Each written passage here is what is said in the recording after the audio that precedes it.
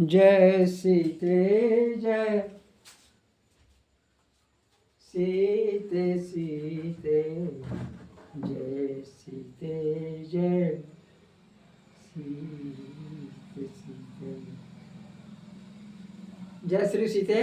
मैं अपने ग्रंथ श्री सीताराम चरित्र दर्पण से आपके सामने मुख सुंदर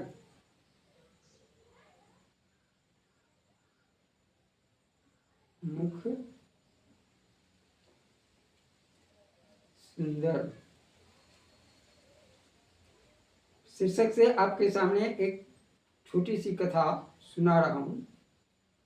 षंड और अमर्क को हिरण्यकश्यप ने प्रहलाद को अपनी शिक्षा देने का, उपदेश देने का आज्ञा कर उसके साथ लगाए, लेकिन राम प्रहलाद राम नाम पर विशेष ध्यान देता और गुरु की बातों पर वह ध्यान नहीं देता। तो षंड अमर्क ने दोनों उस बालक को लेकर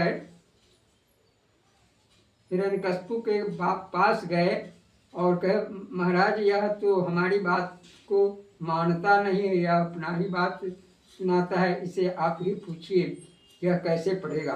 तो इस पर ने हिरण्यकश्यप को दिया षंड अमर्क ने।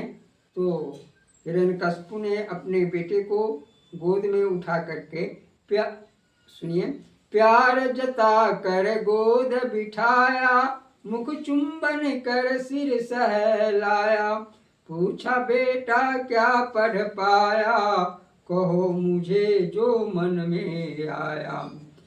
हिरण्यकश्यप ने बेटा को अपने गोद में उठा करके कहा, बेटा हमारे गुरुदेव ये तुम्हें पढ़ाए हैं वह जरा हमको सुनाओ।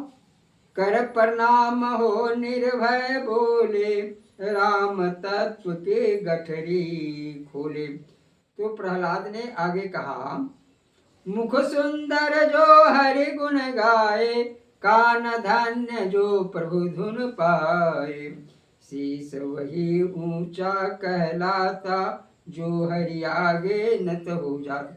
वही मुख सुंदर है जिस मुख से भगवान का गुणगान गाया जाता है। भगवान का गुणगान करने से ही मुख सुंदर कहलाएगा। और कान वही धन्य है जिस कान में भगवान श्री सीताराम जी का गुना अनुवाद का बराबर श्रवण जाता रहेगा।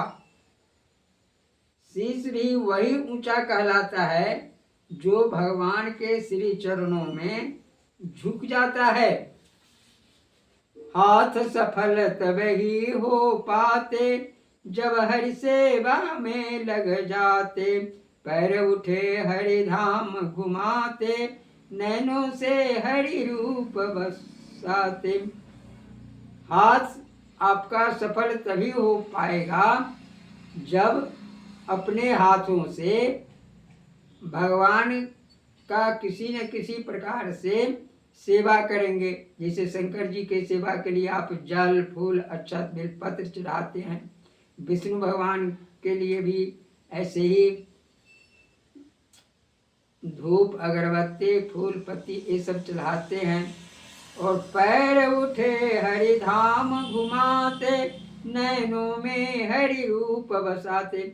और पैर भगवान ने आपको दिया है भगवान के धाम में जाकर के, भगवान के धाम में जाकर के अपने नैनों में उस भगवान के स्वरूप को देखने के लिए आपको पैर दिए हैं।